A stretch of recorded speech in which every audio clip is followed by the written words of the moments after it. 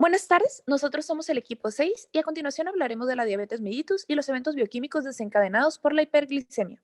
Pero, ¿qué es y por qué es tan importante? La diabetes mellitus es una enfermedad metabólica caracterizada por mantener elevados los niveles de glicemia en la sangre del individuo afectado. Esta es una alteración metabólica que afecta a más de 422 millones de adultos en todo el mundo. La glucosa en la sangre es la principal fuente de energía y proviene de los alimentos. Por otro lado, la insulina es la hormona que produce el páncreas y ayuda a que la glucosa de los alimentos ingrese en las células para usarse como energía. La razón por la que un paciente diabético no puede controlar normalmente su glicemia está relacionada con defectos en la síntesis de insulina, secreción de esta hormona o en la disminución de sus números de receptores y o en su afinidad por la insulina. La insulina es una hormona polipeptídica que es sintetizada y secretada por las células beta de los islotes de Langerhans en el páncreas. Estas células corresponden al 65% de la totalidad de las células de los islotes. Químicamente, la insulina es una molécula pequeña que contiene 254 átomos de carbono, 337 de hidrógeno, 65 de hidrógeno, 75 de oxígeno y 6 de azufre. Consta de dos cadenas polipeptídicas, una cadena A y una cadena B, de 21 y 30 aminoácidos respectivamente. Las dos cadenas están unidas por un par de enlaces disulfuros. Un enlace intracatenario conecta los dos aminoácidos 6 y 11 de la cadena A y otros dos enlaces intracatenarios conectan los aminoácidos 7,7 y 19,20 de las cadenas A y B. La síntesis de la insulina se da del ADN al ARN mensajero en forma de preproinsulina. La preproinsulina pasa de ser proinsulina en el aparato de Golgi con una cadena A, B y C. Se almacena en forma de gránulos. Existen dos tipos de enzimas que desdoblan el péptido C, la endoproteasa y una exopeptidasa. Después se cortan los enlaces peptídicos 30-31 y 63,1 y producen insulina. Aquí podemos observar la síntesis y secreción de la insulina.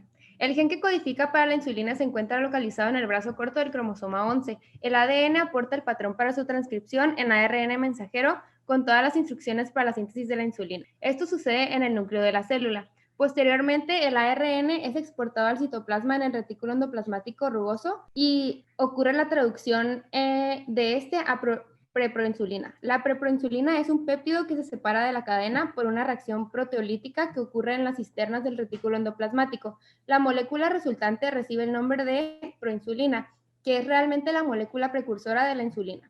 La proinsulina se libera a través de la membrana del retículo endoplasmático al aparato de Golgi, pero antes de su liberación, la proinsulina se pliega para formar los enlaces disulfuros que están presentes en el dímero de la insulina. La membrana de Golgi se engloba y encapsula la molécula de proinsulina en una vesícula o gránulo secretor que recorre los discos aplanados del complejo de Golgi. En este recorrido se evalúa que la molécula esté correctamente sintetizada y que su juego de aminoácidos sea el dictado por el código genético del ARN mensajero. Una vez verificada la secuencia de la molécula, la proinsulina se almacena en gránulos secretores sobre el aparato de Golgi. Durante este proceso de concentración, dos tipos de enzimas desdoblan el péptido C, los cuales ya había mencionado anteriormente.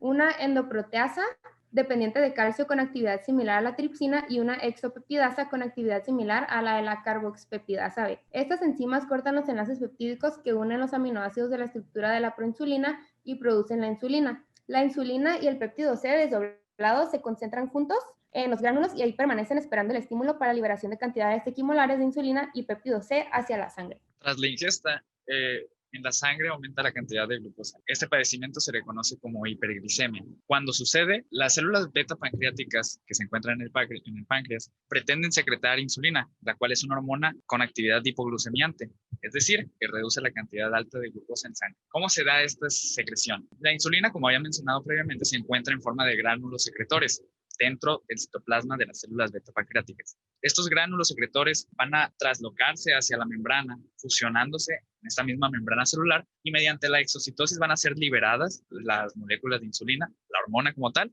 hacia la circulación o torrente sanguíneo acompañado de la glucosa. En esta imagen se puede ver cómo los niveles altos y bajos de glucosa llevan a cabo o más bien demandan la actividad del páncreas, ya sea por las células beta pancreáticas que son para la insulina o las células alfa pancreáticas que son para el glucagón. Centrándonos en las células beta pancreáticas, una vez que son secretadas, la insulina acompaña las moléculas de glucosa hacia las células diana, donde va a ser internalizada. ¿Cómo se da esto? Una vez que la molécula de insulina se une a su receptor, se abre el transportador GLUT, ya sea GLUT1 a 13, así permitiendo que la glucosa entre.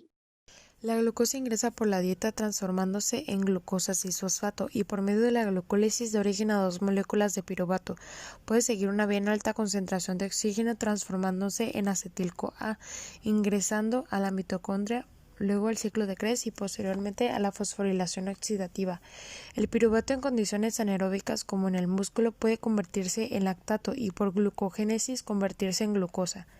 La glucosa 6-fosfato puede pasar directamente a la vía de la pentosa, la glucosa en glucoso-no-fosfato y por glucogénesis en glucógeno, o viceversa, por medio de la glucogénesis, la glucoso-no-fosfato convertirse en glucosa 6-fosfato. La glucosa es una molécula polar, por consiguiente la entrada a la célula debe ser mediada por transportadores. Pueden ser de dos tipos, dependientes de energía o los que no dependen de energía.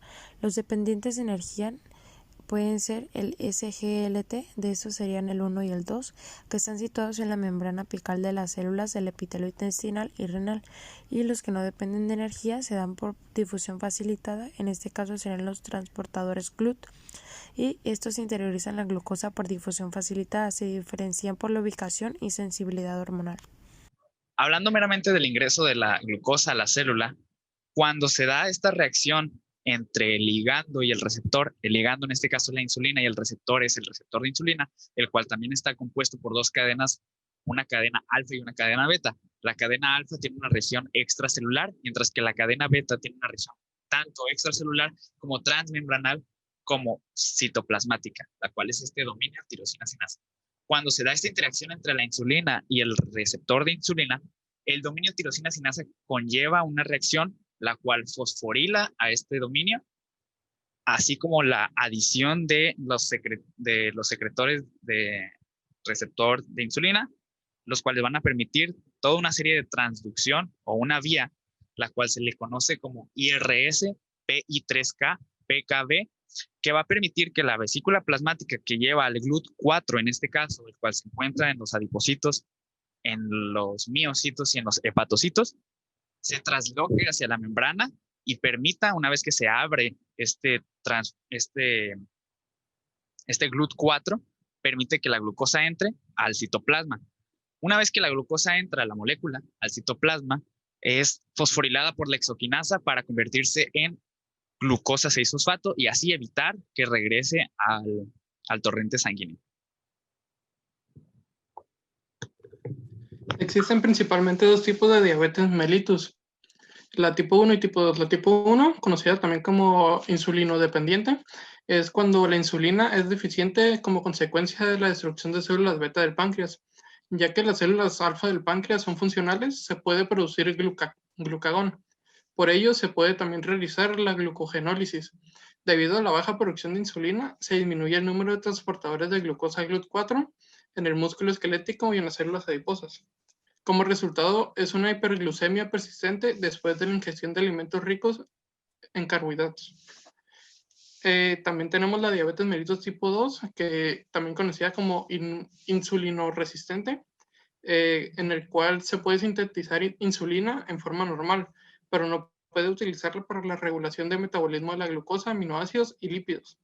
Puede ser consecuencia por tres factores. El primero es defectos de la estructura de la insulina, disminución el segundo, disminución en el número de receptores de insulina y afinidad por la hormona. O tercero, la producción insuficiente de insulina por las células B que puedan superar la resistencia. Los valores de glucemia normales son principalmente, valor normal de glucemia es de 70 a 100 miligramos por decilitro en ayunas. El valor normal de glicemia postprandial es de 130 a 150 miligramos por decilitro. En hiperglucemia en ayuno es mayor o igual a 126 miligramos por decilitro y postprandial es mayor o igual a 200 miligramos por decilitro.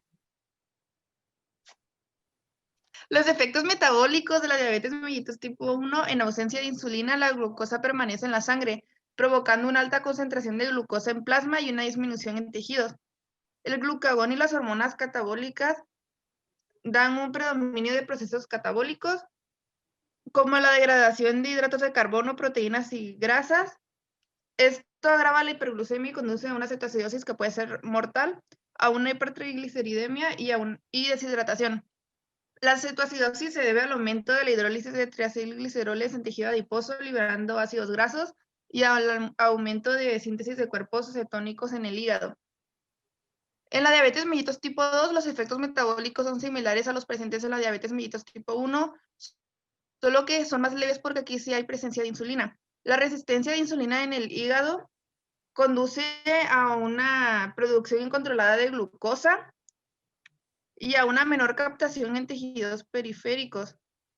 Esto contribuye a la hiperglucemia, que va a estimular la secreción de insulina pancreática. La obesidad se asocia a un aumento de tamaño o de cantidad de adipocitos que disminuyen la síntesis de hormonas como la adiponectina, que promueve la respuesta a la insulina, resultando en una resistencia a la insulina en músculo e hígado.